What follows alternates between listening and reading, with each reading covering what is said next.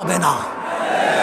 আজ যারা শেখ সাহেবের মহব্বত করতেছেন, ভালোবাসতেছেন, আমি প্রশ্ন করতে চাই, তিনি যখন 15 আগস্টের পরে 36 ঘন্টা বসেছিলেন, এই নেতারা কোথায় ছিলেন?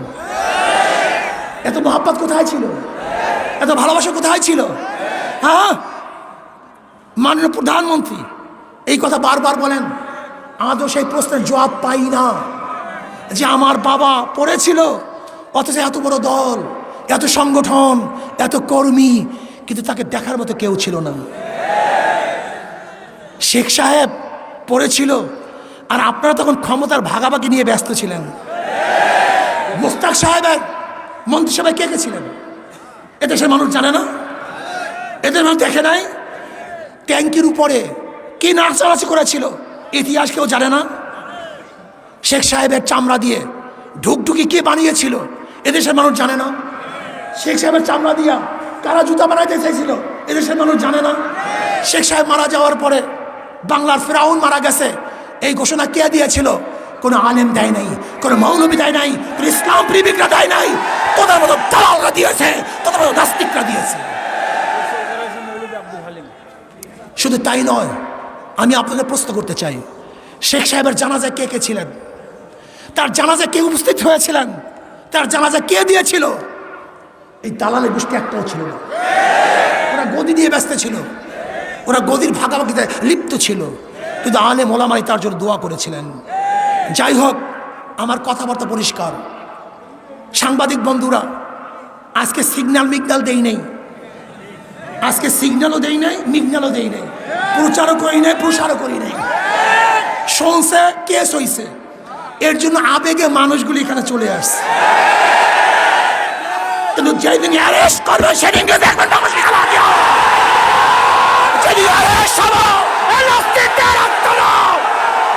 এই বাংলায় রাখবো না।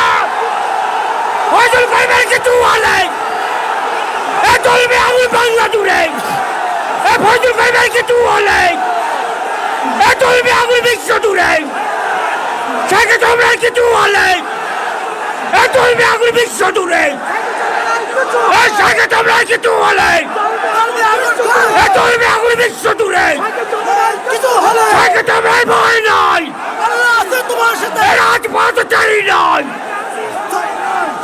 শোনেন, আমাদেরকে জেলের ভয় দেখে কোনো লাভ নেই।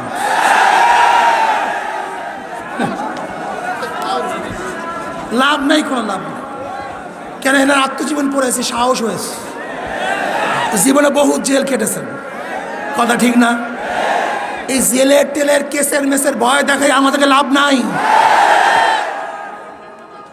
যদি অন্যায় করে থাকি জেলে দেন, আপত্তি নাই, কিন্তু অন্যায় যদি না করি আর জেলে ঢুকাবার দুঃসাহস দেখান, তাহলে বাংলাদেশের জনগণ ইনশাআল্লাহ সেই দুঃসাহস আঘাত করবে, আঘাত করবে ইনশাআল্লাহ। কি কথা ঠিক না? যেই দিন এই হাতের মধ্যে হ্যান্ড কাপ লাগবে অন্যায় ভাবে, সেই দিন বাংলাদেশের জনগণ এই হ্যান্ড কাপকে ছিঁড়ে ফেলবে ইনশাআল্লাহ।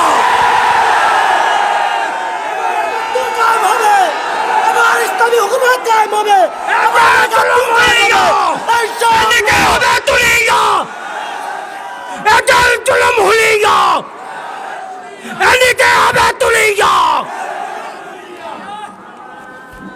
আপনারা ভাবছেন যে জেলের তকমা আর কেসের তকমা দেখালি ইঁদুরের মতো পালিয়ে যাব। ইঁদুরের বাচ্চা পালাতে পারে, শিয়ালের বাচ্চা পালাতে পারে,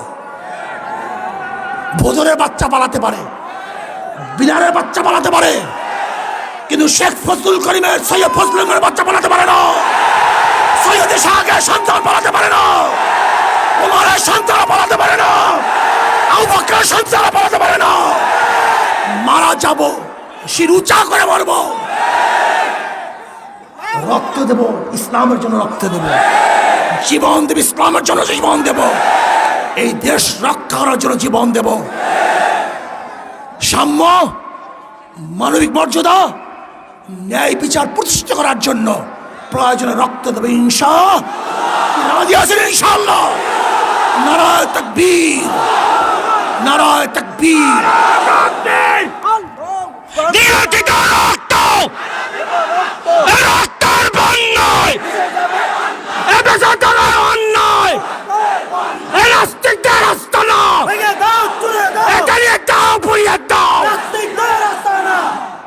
যারা আমাদেরকে জেলে দেখার ভয় দেখান, শেখ সাহেবের শেষ কথা বলি, শেষ করব।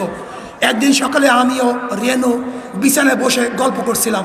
আর একটা কথা বললেই না বললেই নয়, খুব গুরুত্বপূর্ণ কথা। আজকে আমরা শেখ সাহেবকে মহব্বত করেন, আমি তাদেরকে প্রশ্ন করতে চাই, বলেন তো শেখ সাহেব বিবাহ করেছিলেন কত বছর বয়সে? 12-13 তার বয়স ছিল। কত বছর বলেন? বলেন তো। রেনু ফজিলাতুন্নেসা তার স্ত্রী, তার তখন বয়স ছিল কত? 3 বছর। কত বছর? জোরে বলেন। তখন তার বয়স ছিল 3 বছর। তার বাবা মারা যায় 5 বছরে, তার মা মারা যায় 5 বছরে। 7 বছরে তার দাদা মারা যায়। 7 বছরে তিনি তার ঘরে চলে আসেন। আমি প্রশ্ন করতে চাই, যারা শেখ সাহেবকে মহব্বত করেন, আজকে থেকে সংসদে বিল উত্থাপন করেন, যেমন শেখ সাহেব বিবাহ করেছিল 12-13 বছর বয়সে। আমাদেরকে আইন পাশ করতে হবে, আমরা 12-13 বছর বয়স বিবাহ করব। আজকে আইন পাশ করতে হবে, রেনু বিবি যেরকম বিবাহ হয়েছিল 3 বছর বয়সে, আমাদের মেয়েদেরকেও 3 বছর বয়সে বিবাহ দিতে হবে। এইটা তো শেখ সাহেবের মহব্বত নাকি? মহব্বত করো না? একদিন সকালে আমিও রেনু বিছানায় বসে গল্প করছিলাম। হাসুও কামার নিচে খেলছিল। হাসু মাঝে মাঝে খেলা ফেলে আমার কাছে আসে আর আব্বা আব্বা বলে ডাকে। কামাল চেয়ে থাকে। এক সময় কামাল হাসুরিকে বলছে, হাসু আপা তোমার আব্বাকে কি আমি একটু আব্বা বলি? আমি আর রেনু দুজনেই শুনলাম। আস্তে আস্তে বিছানা থেকে উঠে যে ওকে কোলে নিয়ে বললাম, আমিও তোমার আব্বা। কামাল আমার কাছে আসতে চাইতো না। আজ গলা ধরে পড়েই রইল। বুঝতে পারলাম এখন আর ও সহ্য করতে পারছে না। নিজের ছেলে অনেক দিন না দেখলে ভুলে যায়। আমি যখন জেলে যাই তখন ওর বয়স মাত্র কয়েক মাস। রাজনৈতিক কারণে, শোনেন, রাজনৈতিক কারণে একজনকে বিনা বিচারে বন্দি করে রাখা আর তার আত্মীয় স্বজন ছেলে মেয়েদের কাছ থেকে দূরে রাখা যে কত বড় জঘন্য কাজ তা কে বুঝবে? মানুষ স্বার্থের জন্য অন্ধ হয়ে যায়। আমিও শেখ হাসিনা সরকারকে বলবো, আপনিও স্বার্থের জন্য অন্ধ হয়ে যায়েন না। আমাকে এবং আমাদের সবাইকে এই স্বাধীনতা পালন করার তৌফিক দান করেন। আমার জন্য দোয়া চাই, আমিও দোয়া করি। সজাগ থাকতে হবে, চৌকান্না থাকতে হবে। ডাক পড়ার সাথে সাথে গোটা বাংলাদেশকে অবরুদ্ধ করতে হবে।